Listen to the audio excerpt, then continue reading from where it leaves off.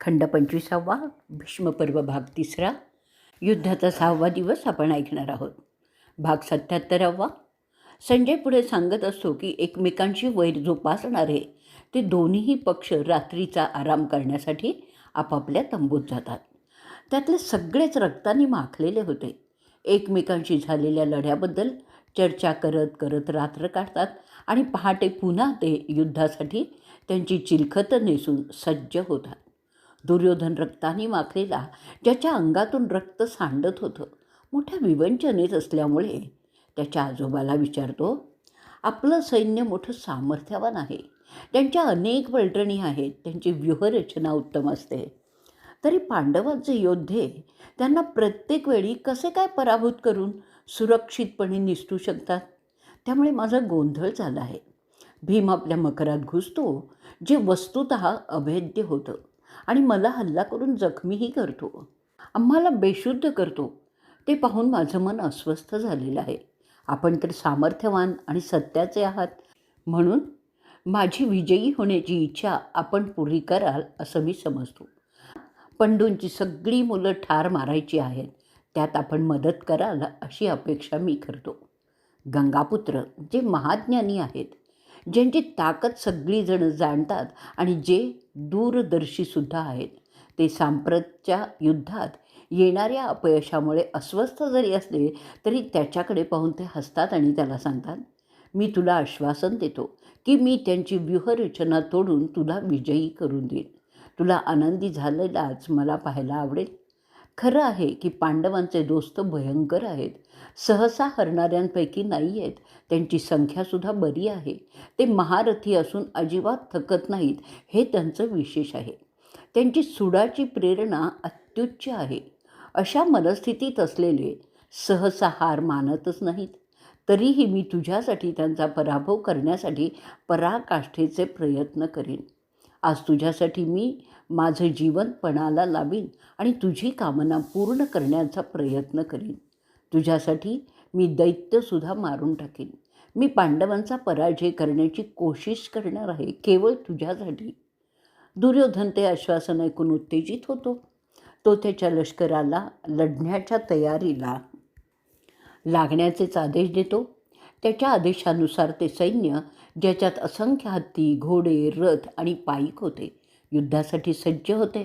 ते क्षत्रिय पुन्हा लढण्यासाठी मोठ्या उत्साहाने तयार होत असतात. कौरवांचं सैन्य मोठं रुबाबदार दिसत होतं. तुमच्या सैनिकांच्याकडे विविध शस्त्र होती, ती ते लढवय्ये दाखवत होते. उगवता सूर्य त्याची लाल किरणं रणभूमीवर टाकत आहेत, त्याचप्रमाणे तुमचं सैन्य रणांगणावर येऊ लागतं. कौरवांचे झेंडे आकाशात सूर्याच्या कोवळ्या किरणात फडफडताना चमकत होते. नवीनच उत्साहाने ते सगळे लढणार होते. धनुर्धारी धनुष्याचे टणात्कार काढत काढत ते पुढे सरकत होते. त्याचा आवाजही खूप मोठा येत होता.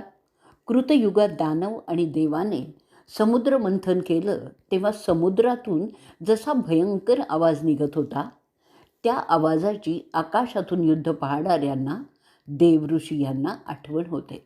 आपल्या शत्रूचा नाश करण्याच्या आवेशाने ते युद्धासाठी जात होते. इथेच आपला 77वा भाग आपण संपवणार आहोत. भाग 78वा. संजय सांगतोय, अहो धृतराष्ट्र, तुमच्या मुलाचा उत्साह वाढावा म्हणून भीष्म त्याला काही बोलतो ते सांगतो, ऐका.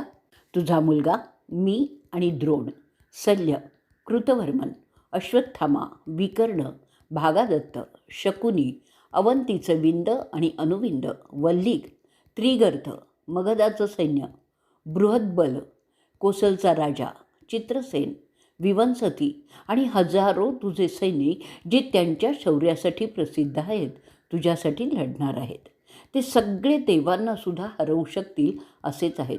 म्हणून मी तुला पुन्हा पुन्हा सांगतोय की पांडव अजिंक्य आहेत, कारण त्यांच्याकडे वासुदेव आहे. ते सगळेच जाणतात की जिथे वासुदेव तिथे जय असतोच. मी माझी पराकाष्ठा करणार तुला विजयी करण्यासाठी, पण हे सत्य तू लक्षात ठेव. ते आश्वासन ऐकल्यावर दुर्योधनाच्या सगळ्या विवंचना संपतात. आजोबा काही खास तोडगा त्याच्या जखमांवर लावतो. त्याने त्याच्या जखमा गोठून येतात. सकाळ होते, आकाश निरभ्र असतं. तो पराक्रमी योद्धा भीष्म त्याच्या फौजेची नवीन रचना करण्यात दंग होतो. त्या नवीन रचनेचं नाव आहे मंडल. त्या रचनेनुसार घोडेस्वारांची मोठी फलटण असते, ज्यातील प्रत्येक सैनिक तलवार घेऊन तयार होता. प्रत्येक हत्तीभोवती 7 रथ होते. त्याला संरक्षण देण्यासाठी प्रत्येक रथाभोवती 7 पाईक होते. त्या रथाला संरक्षण देण्यासाठी प्रत्येक घोडेस्वारापाठी धनुष्यधारी सैनिक होते 7. अशी रचना होती भीष्मांच्या संरक्षणासाठी. त्यात तुझा मुलगा चित्रसेन प्रमुख होता. ते सगळे चिलखताने सुरक्षितच होते. दुर्योधन त्याच्या रथात बसलेला होता, जणू काही दुसरा इंद्रच असावा. तुझे मुलगे मोठमोठ्यांदा घोषणा करत होते. त्यात रणवाद्य वाजत होती. कांठळ्या बसाव्यात असा गदारोळ उठलेला होता. मंडल हे अभेद्य व्यूह होतं, ज्याची रचना भीष्मांनी स्वतः तयार केली होती. पांडवांच्या बाजूने युधिष्ठिर रचना करतो. त्या रचनेचं नाव असतं वज्र. वज्र रचना पूर्ण झाल्यावर ते योद्धे मोठ्यांदा रणगर्जना करतात. दोनही बाजूचे लष्कर युद्धाला प्रारंभ करतात. द्रोण राजा विराटावर चाल करतो. अश्वत्थामा शिखंडीवर चाल करतो. दुर्योधन स्वतः दृष्टद्युम्नावर जातो. नकुल आणि सहदेव सल्ल्यावर जातात. विंद अनुविंद इरावर चाल करतात. त्याशिवाय अनेक राजे एकट्या अर्जुनाशी लढू लागतात. भीम रुदिकाच्या मुलावर जातो. अभिमन्यू त्वेषाने लढत असतो चित्रसेन, दुर्मशन आणि विकर्णाशी. हिडिंबाचा मुलगा घटोत्कच प्राग्ज्योतिषच्या योद्ध्यांवर चाल करतो. तसेच कौरवांचा राक्षस दोस्त अलमुशाशी तो 2 हात करतच असतो. सत्यकी आणि दृष्टकेतू भूरिश्रवाला भिडतात. युधिष्ठिर श्रुतायुषाला आव्हान देतो. चेकितन कृपांशी लढत असतो आणि इतर कौरव योद्धे एकट्या भीमावर तुटून पडतात. अर्जुनावर कौरवांचे राजे तुटून पडतात तेव्हा तो कृष्णाला सांगतो की ते सगळे राजे मी आज ठार मारणार आहे. तो त्रिगर्तचा राजा, त्याचे बंधू माझ्या शस्त्राने आज मरणार आहेत. ते यदुकुळातील आहेत आणि त्यांची माझ्याशी लढण्याची इच्छा आहे ती मी आज पूर्ण करणार आहे. असं बोलून तो कुंतीपुत्र त्याचे बाण फेकायला सुरुवात करतो. ते राजे अर्जुन आणि कृष्णावर चहूबाजूंनी बाणांचा वर्षाव करायला लागतात. ते दृश्य पाहून आकाशातील प्रेक्षक, जे ऋषी, गंधर्व, यक्ष, अप्सरा, उरुग होते, ते नवल करायला लागतात. त्यानंतर धनंजय वज्र काढतो. त्याच्या प्रभावाखाली शत्रुपक्षाने सोडलेले सगळे बाण निष्प्रभच ठरतात. त्या वज्रामुळे त्या रणभूमीतील सगळे शत्रुपक्षाचे सैनिक घायाळ होतात. असं होतं तेव्हा कौरवांची सेना भीष्मांच्याकडे संरक्षण मागते. भीष्म त्यांना संरक्षण देण्यासाठी तयार होतो. त्यामुळे सगळा गोंधळ उडतो आणि ती व्यूहरचना बिघडते. सैनिक लढाई सोडून इतस्ततः पळू लागतात. इथेच आपण 78वा भाग आपला संपवणार आहोत. भाग 79 संजय सांगत असतो की युद्ध जोर घेत होतं तेव्हा सुशर्मन लढाईचं थांबवतो. पंडूंची मुलं कौरवांचे रथी महारथी मारत असतात. तुझं सैन्य एखाद्या सागरासारखं विशाल दिसत होतं. त्याच वेळी भीष्म धनंजयावर चाल करून जातो. दुर्योधन पार्थाची चाल पाहून त्याच्या इतर राजांना आदेश देतो की ते सगळे एकत्र येऊन अर्जुनाचा मुकाबला करतील. तुम्ही सगळे भीष्मांना संरक्षण द्याल. भीष्म वेगाने अर्जुनाकडे त्याचा रथ नेतो. तुझे योद्धे घाबरत ओरडत भीष्माला संरक्षण देण्यासाठी जायला लागतात. अर्जुनाच्या रथात सारथी म्हणून कृष्णाला ते पाहतात. त्यांना त्याच्याकडे पाहताच येत नाही. त्याचप्रमाणे पांडव भीष्माकडे पाहू शकत नाहीत. ते दोघेही वेगळ्याच तेजाने चमकत होते. अर्जुनाच्या रथाला ज्यावर कपिमुद्रा झळकत होता, त्रिगर्ताचे लढवय्ये घेरा टाकतात. त्या सुमारास दुसरीकडे द्रोणाने राजा विराटाला जखमी केलेलं असतं. त्याचा स्तंभ तोडून टाकतो. विराट नवीन धनुष्य घेतो आणि प्रतिकार करतो द्रोणांच्या बाणांचा. त्यामुळे तो ब्राह्मण चिडतो. ते विराटाचे सगळे घोडे तो मारून टाकतो. त्याचा सारथीसुद्धा घायाळ करतो. रथ निकामी झाल्यामुळे राजा विराट रथातून खाली उतरतो आणि जमिनीवरून लढू लागतो. तेवढ्यात त्याचा मुलगा शंख तिथे येतो. त्याला त्याच्या रथात घेतो आणि ते दोघेही भारद्वाजाच्या मुलाशी मुकाबला करायला लागतात. द्रोण शंखावर एक विषारी बाण फेकतो. त्याने शंख रक्तबंबाळ होऊन जमिनीवर कोसळतो. आपला मुलगा मेला आहे हे विराटाला समजतं. तो हिंमत हारतो आणि लढाई सोडून जातो. त्यानंतर द्रोण महाबली पांडवांच्या पाठी लागतात. शिखंडी द्रोणांच्या कपाळावर नेम धरून बाण मारतो. तो अश्वत्थामाला सुद्धा बाण मारतो. त्यामुळे तो चिडतो. तो शिखंडीचा रथ उलटवतो. त्याचा रथ निकामी झाल्यामुळे तो महाबली शिखंडी रथातून उतरतो आणि जमिनीवरून शर मारत फिरायला लागतो. अश्वत्थामा त्याला मारण्याचा प्रयत्न करतो, परंतु ते त्याला काही जमत नाही. द्रोणसुद्धा त्याच्यावर अनेक बाण फेकतो, पण तेही फुकट जातात. शिखंडी त्याच्या तलवारीने ते बाण उलटवतो. द्रोण अखेरीस त्याला गाठतो. त्याची ढाल आणि तलवार दोन्हीही तोडून टाकतो. त्यानंतर तो शिखंडीला इजा पण करतो, पण शिखंडी हार मानत नाही. तो त्याची तुटलेली तलवार घेऊन अश्वत्थाम्यावर चाल करतो, परंतु ती तलवार द्रोणांवर फेकतो, पण द्रोण ती त्यांच्या बाण्याने उडवून टाकतो. शिखंडी जखमी झालेला सत्यकीच्या रथात चढतो. सत्यकी त्यावेळी राक्षस अलमवृषाला बाण मारतो. तो राक्षस त्याचं म्हणजे सत्यकीचं धनुष्य मोडतो. तो सत्यकीला जखमी करतो. सिनीचा नातू सत्यकी अजिबात घाबरत नाही. तो मंत्राने भारलेलं ऐंद्र अस्त्र जे त्याला अर्जुनाने शिकवलेलं होतं ते काढतो. त्यामुळे तो मायावी राक्षस भस्म होतो आणि त्यानंतर तो सत्यकीच्या मागे काही लागत नाही. त्यामुळे आनंदी होऊन सत्यकी मोठ्यांदा गर्जना करतो. त्याचा उत्साह वाढतो आणि तो कौरव सैनिकांना मारायला लागतो. ते पाहून तुझे सैनिक पळायला लागतात. त्याचवेळी दृष्टद्युम्न दुर्योधनाला घेरतो. तरीही तुझा मुलगा घाबरत नाही आणि न घाबरता तो त्याच्यावर बाणांचा मारा करायला लागतो. ते पाहून आकाशात असलेले ऋषी त्याचं कौतुक करतात. दृष्टद्युम्न संतापतो. दुर्योधनाचे घोडे मारून टाकतो. दुर्योधन रथ निकामी झाला म्हणून रथातून उतरतो आणि हातात शमशेर घेऊन प्रिशताच्या मुलाकडे धावत जातो. सुवलाचा मुलगा आपल्या धन्याच्या मदतीला धावतो. त्याला त्याच्या रथात घेतो आणि त्यानंतर दृष्टद्युम्न तुझ्या सैन्याची कत्तल करण्यास सुरुवात करतो. कृतवर्मन भीमावर चालून जातो. सतवत घराण्याचा अतिरथी योद्धा कृतवर्मन अनेक बाण भीमावर मारतो. भीमसेन त्याच्याकडे हसत हसत पाहत त्याचे बाण सगळे उलटवतो. कृतवर्मन भीमाला वर्मी बाण मारून जखमा करतो. भीम त्याचे घोडेही मारतो, त्याचा रथ उलटवतो, त्याचा ध्वजस्तंभही कोसळतो. भीम त्यानंतर अनेक विविध प्रकारचे बाण त्याच्यावर फेकत असतो. त्यामुळे तो घायाळ होतो. कृतवर्मन पटकन वृषलाच्या रथात चढतो.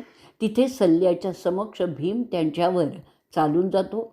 चिडलेला वृकोदर तुझ्या सैन्याचा त्याच्या गदेने यमासारखा संहार करू लागतो. आणि इथेच आपण 79वा भाग आपला संपवणार आहोत. भाग 80वा. धृतराष्ट्र संजयाला विचारतो, तू मला बऱ्याच विलक्षण आणि विलोभनीय द्वंद्वाची माहिती सांगत आहेस. त्या सगळ्याच तू सांगतोस की पांडव प्रत्येक वेळी जिंकत आहेत आणि माझे हरत आहेत. ह्याचं कारण काय असू शकतं संजया? केवळ दैव याला कारण आहे असं समजायचं का? त्यावर संजय राजाला सांगतो, हे सैनिक त्यांच्या कुवतीनुसार आणि अनुभवाप्रमाणे जास्तीत जास्त चांगले लढत आहेत. परंतु जसं नद्यांचं गोड पाणी समुद्राच्या खाऱ्या पाण्यात गेलं ना की त्यांचा गोडपणा घालवून बसतं, त्याचप्रमाणे तुझे सैनिक पांडवांच्या बरोबर लढायला गेले की त्यांचं शौर्य घालवून बसतात. ते त्यांच्या परीने खूप मेहनत करतात, परंतु यश त्यांना येत नाही. म्हणून आपण आपल्या योद्ध्यांना दोष देऊ नये. गेल्या 5 दिवसात कित्येक योद्धे यमसदनाला गेलेले आहेत. ते तुमच्या मुलाच्या पापवृत्तीमुळेच घडत आहे. राजे नेहमीच प्रजेचं रक्षण करत नाहीत, कधी ते त्यांच्या प्रजेच्या नाशाला देखील कारणीभूत होत असतात. राजे त्यांच्या व्यक्तिगत महत्त्वाकांक्षामुळे प्रजेचा नाशसुद्धा करत असतात आणि तुझा मुलगा तेच करत आहे. तुमची मूकसंमती त्याला असल्यामुळे तुम्हीसुद्धा त्या पापाचे भागीदार झालेले आहात. प्राचीन काळी देव आणि असुरात जे युद्ध झालेलं होतं त्याचीच पुनरावृत्ती या युद्धात होत असलेली दिसते. अहो राजर्षी, ऐका नीटपणे, आज काय झालं आहे युद्धात ते सांगतो. अवंतीचे 2 राजपुत्र महारथी आणि धनुर्धारी इरावतीशी 2 हात करतात. त्यांच्यातील लढाई महाभयंकर होते. ती पाहून कोणाच्याही अंगावर शहारे उठतील असंच ते युद्ध होतं. इरावत त्या दोघांना बाणाने जखमी करतो. ते दोघेही इरावताला बाणाने जखमी करतात. त्या लढाईत कोणीही कमी ठरत नव्हतं. त्यावेळी इरावत त्या अवंतीच्या पुत्रांचे रथाचे घोडे मारून टाकतो. त्यामुळे गोंधळलेल्या अवंतीपुत्रांचे अनुविंदचे धनुष्य तो मोडून टाकतो. तो त्याचा रथ सोडून विंदच्या रथात चढतो. ते दोघे मिळून इरावतावर बाणांचा वर्षाव करू लागतात. इरावत काही कमी नसतो. तो त्यांच्या रथावर बाणांचा वर्षावच करतो आणि तो रथही निकामी करून टाकतो. ते दोघेही अवंतीपुत्र रथातून खाली पडतात. त्यांचा रथ रिकामा कुठेतरी पळून जातो. तो नागराजाचा नातू इरावत पुढे तुझे आणखीन योद्धे ठार मारत असतो. हिडिंबाचा मुलगा भागादत्तच्या मागे लागतो. भागादत्त त्याच्या हत्तीवर असतो. तिथून तो बाणांचा वर्षाव करतच असतो. आकाशात असलेल्या ऋषींना मात्र भागादत्त आणि घटोत्कच यातला फरक समजतच नव्हता. भागादत्तच्या आरोळ्यांनी घाबरून पांडवांचं सैनिक पळालं, पण घटोत्कच हल्ला देखील नाही. त्यानंतर पांडवांची सेना घटोत्कचाच्या नेतृत्वाखाली भागादत्तावर चालून जाते. भागादत्त भीमाच्या मुलाच्या पायावर बाण मारून त्याला इजा करतो. तो राक्षसांचा राजा त्यामुळे न घाबरता तसाच लढत असतो. त्यामुळे चिडलेला प्राग्ज्योतिषचा राजा राक्षसावर 14 भाले फेकतो. ते सगळे भाले राक्षस तोडून टाकतो. त्यानंतर राक्षस भागादत्तावर 70 भाले फेकतो. ते सगळे भाले भागादत्त हसत हसत उलटवतो. त्या लढाईत राक्षसांचे घोडे मात्र मरतात. ते पाहून राक्षस भागादत्तच्या हत्तीवर एक तीक्ष्ण शर फेकतो. भागादत्त त्या शराचे 3 तुकडे करून ते निष्प्रभ करतो. ते झाल्यानंतर हिडिंबाचा मुलगा लढाई सोडून निघून जातो. त्यानंतर भागादत्त पांडवांचं सैन्य मारण्यास सुरुवात करतो. शल्य त्याच्या बहिणीच्या मुलाशी म्हणजे नकुल सहदेव यांच्याशी लढत असतो. ते दोघेही भाचे त्याच्या मामाला बाण मारून जेरीस आणतात. शल्याला ते पाहून फार आनंद होतो. त्याला त्याच्या भाच्यांचं कौतुक वाटतं. त्यानंतर शल्य नकुलाचे 4 घोडे मारतो. नकुल रथातून उतरतो आणि त्याच्या भावाच्या रथात चढतो. शल्य त्याच्या भाच्यांचं युद्ध कौशल्य पाहून संतुष्ट होतो.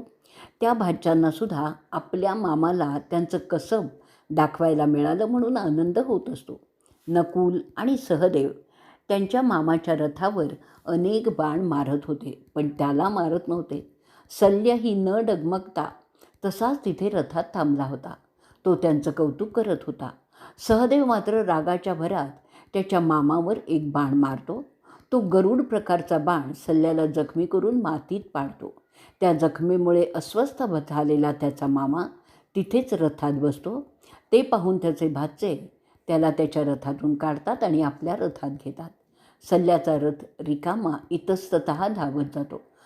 ते पाहून नेमकं काय झालं आहे ते न समजल्यामुळे तुझ्या बाजूचे लोक चिंता करायला लागतात.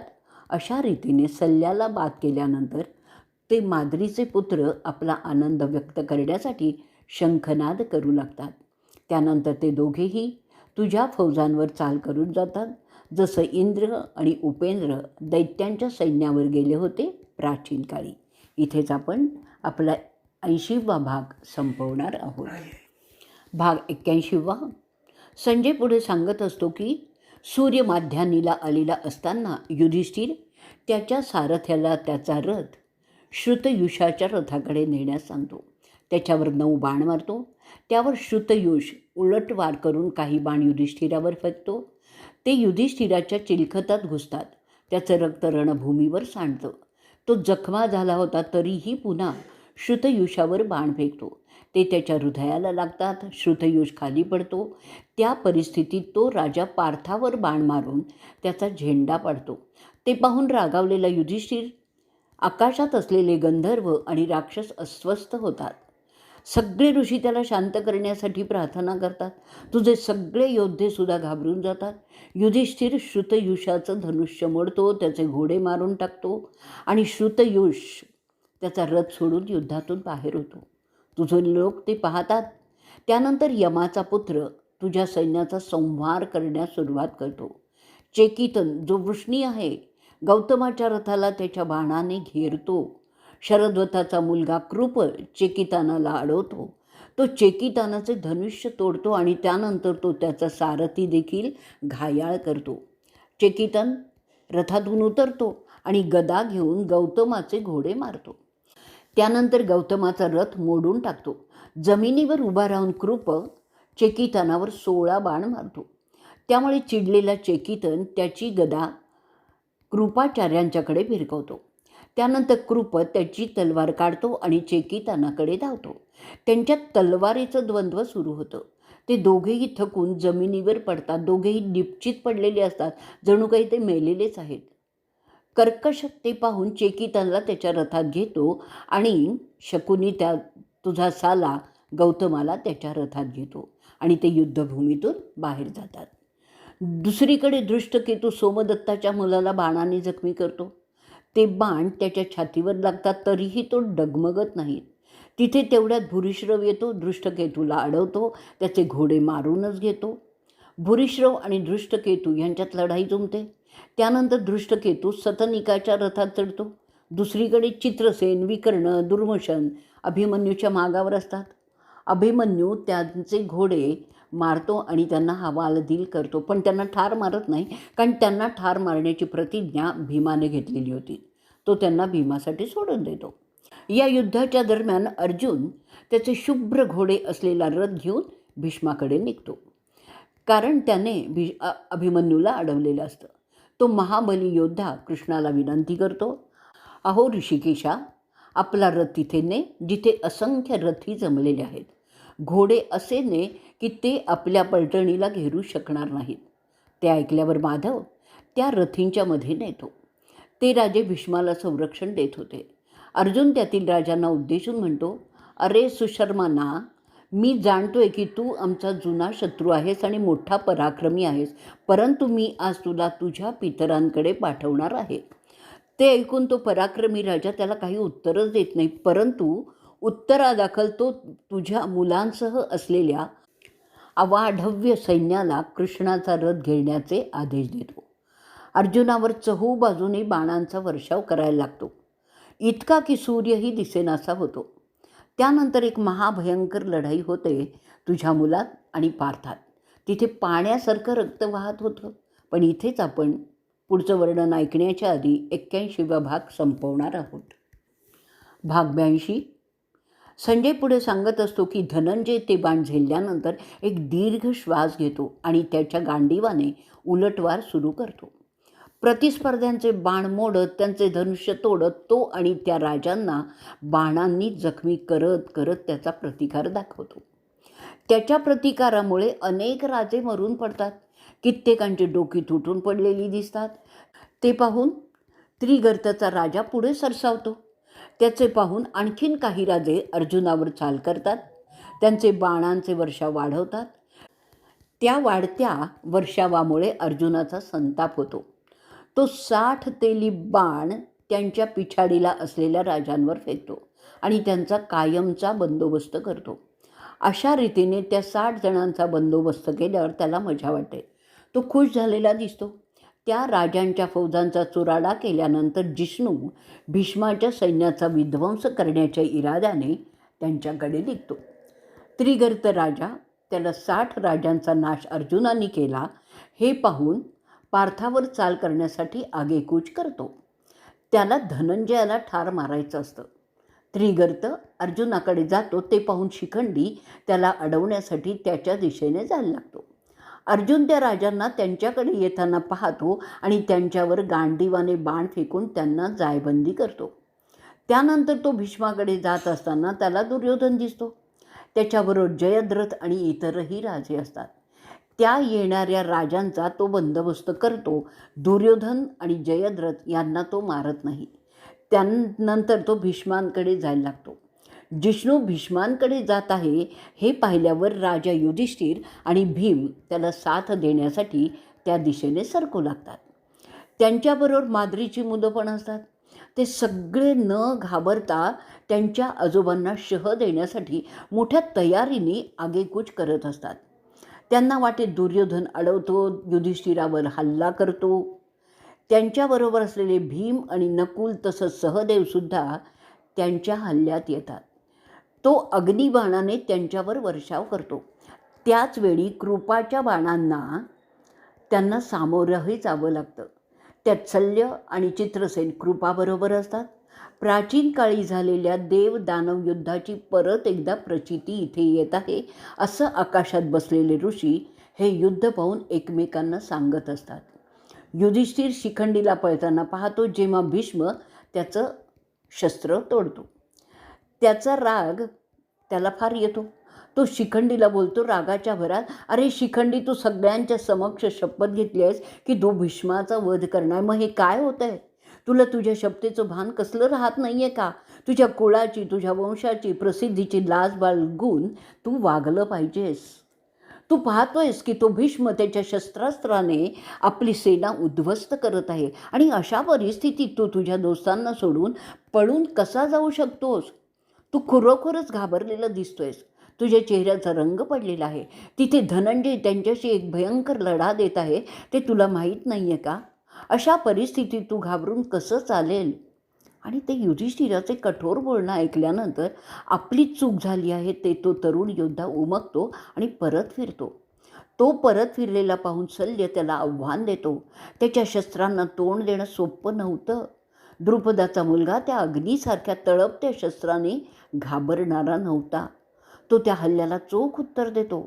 शिखंडी वरून अस्त्र घेतो शल्याला रोखण्यासाठी आणि भीष्म मधल्या काळात युधिष्ठिराचं धनुष्य तोडून टाकतो. त्यामुळे तो यमाचा मुलगा घाबरून जातो. धनुष्य सोडून तो गदा घेतो. भीमसेन त्याच्या मदतीला जातो. भीम त्याच्या मोठ्या भावाला मदत करण्यासाठी जात आहे हे पाहून सिंधूचा राजा जयद्रथ भीमावर लोखंडी बाणांचा वर्षाव करतो. ते बाण भीमा चारही बाजूनी घुसतात. त्याकडे दुर्लक्ष करत भीम सिंधूच्या राजाच्या अत्तारी घोडे मारून टाकतो. भीमाला चालत असल्याचं पाहून तुझा मुलगा चित्रसेन त्याचा रथ घेऊन भीमाकडे जातो.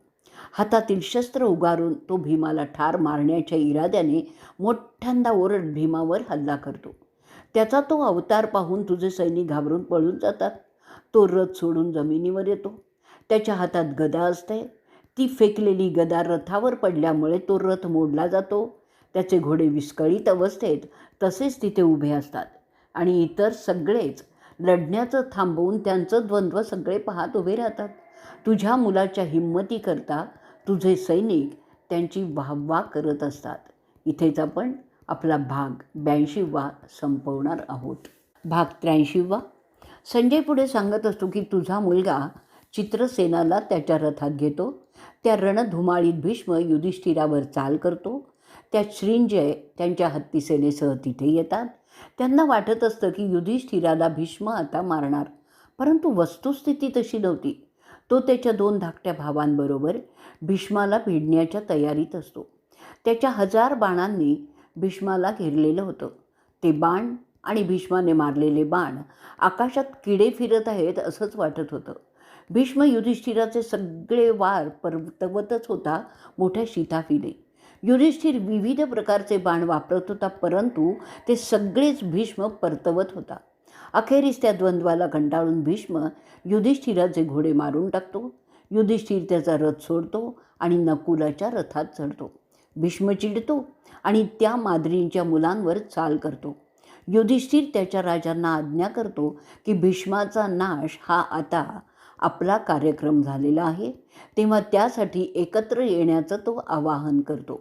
ते जाहीर झाल्याबरोबर ते राजे त्यांची सगळी सेना भीष्मांच्या भोवती गोळा करतात. परंतु ती अशी लढाई दिसते की अनेक हरणं सिंहाला घेरत आहेत. भीष्मांच्या गर्जनांनी ते घाबरत होते. भीष्म त्यातील राजांना टिपून टिपून मारत होता. त्या समरात सगळ्या सैनिकात एकच गोंधळ उडाला होता. कोणी कोणाला मारायचं ते समजतच नव्हतं. त्यामुळे त्यांची व्यूहरचना मोडून गेली होती. सगळेजण सैरावैरा पळत होते. काही मार चुकवण्यासाठी तर काही पळून जाण्यासाठी असे ते इकडे तिकडे धावत होते. शिखंडी भीष्माला आव्हान देतो, पण भीष्म त्याला स्त्री समजत असल्यामुळे त्याच्या आव्हानाला नजर अंदाज करत श्रींजयावर चाल करून जातो. श्रींजय तो त्यांचा सन्मान समजतात आणि मोठा जल्लोष करतात. ते रणवाद्य शंखवाद्य वाजवू लागतात. त्या लढाईत हत्ती घोडे एकमेकात गुंतलेले असल्यामुळे रथ चालवणं दुरापास्तच झालं होतं. सूर्य मावळतीकडे झुकला होता. दृष्टद्युम्न आणि सत्यकी तुझ्या सैन्याची धूळधाण करत असतात. त्यांच्या धारधार बाणांनी सगळे तुमचे सैनिक घायाळ झालेले दिसत होते. एवढ्या मोठ्या प्रमाणात संहार होत होता, परंतु दोन्हीही बाजूचे क्षत्रिय काही हटत नव्हते. जो तो आपापल्या कुवतीनुसार लढतच होता. मारले जाणारे तुझे सैनिक मोठ्यांदा ओरडत होते. त्यांच्या किंकाळ्या तर खरोखरीच ऐकवतही नव्हत्या. त्यामुळे चिडलेले अवंतीचे राजपुत्र दृष्टद्युम्नाच्यावर चाल करतात. त्यांच्या हल्ल्याने त्यांचा रथ बिघडतो. तेव्हा तो शूर योद्धा त्याचा रथ सोडून सत्यकीच्या रथात चढतो.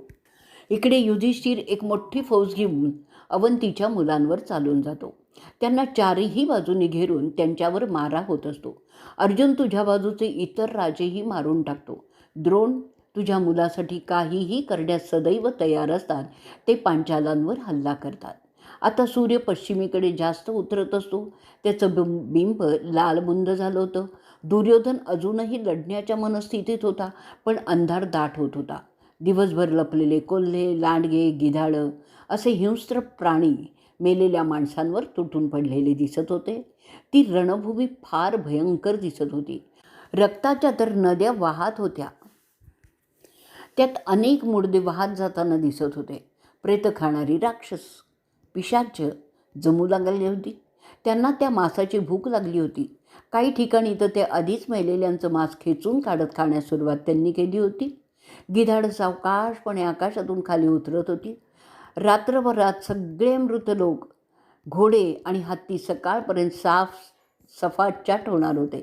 कित्येक पिशाच्या जमिनीवर वाहणारी रक्त चाटत होती. त्या 6व्या दिवशी अर्जुनाने शुशर्मनाचा पराभव केला होता. युद्ध संपल्याची वाद्य वाजू लागली होती दोन्हीही बाजूंची. त्यामुळे सगळे आपापल्या तंबूत जात होते. भीमाने दुर्योधनाचे अनेक योद्धे ठार मारलेले होते. त्या खुशीत तो त्याच्या तळावर जात होता. भीष्मांचा घेराव करून तुझे सेनानी आणि इतर पदाधिकारी त्यांच्या घराकडे जात होते. त्याचप्रमाणे सत्यकी, दृष्टद्युम्न त्यांचे सैन्य त्यांच्या तळाकडे नेत असतात. उद्या कसं लढायचं त्यावर चर्चा करत दोन्हीही पक्षाचे योद्धे गप्पा मारत असतात. अंगात घुसलेले बाण शर काढण्यात आणि त्यावर औषधी लावण्यात काही गुंतलेले असतात. आज 6व्या दिवशी दोनही बाजूंचं सैन्य खूप कमी झालेलं होतं, कारण अनेक योद्धे आता यमाच्या घरी गेलेले होते. ब्राह्मण त्यांच्या जखमी सैनिकांसाठी मंत्रविधी करून त्यांना उद्याच्या युद्धासाठी सज्ज होण्यात मदत करत होते. भाट योद्ध्यांचं कौतुक करत होते. योद्ध्यांच्या मनोरंजनासाठी खास व्यवस्था होत्या. काही शांतपणे मेलेल्यांच्या आठवणीत गुपचूप बसलेले होते. काही अश्रू ढाळून आपलं दुःख हलकं करत होते. अनेक योद्धे त्यांच्या जखमांमुळे कणत होते. आता कोणीही युद्धाच्या गोष्टी करणार नव्हते. सगळं शांत झालं होतं. इथेच आपला 83वा भाग संपलेला आहे. तसंच युद्धाचा 6वा भागही आपण इथेच संपवणार आहोत.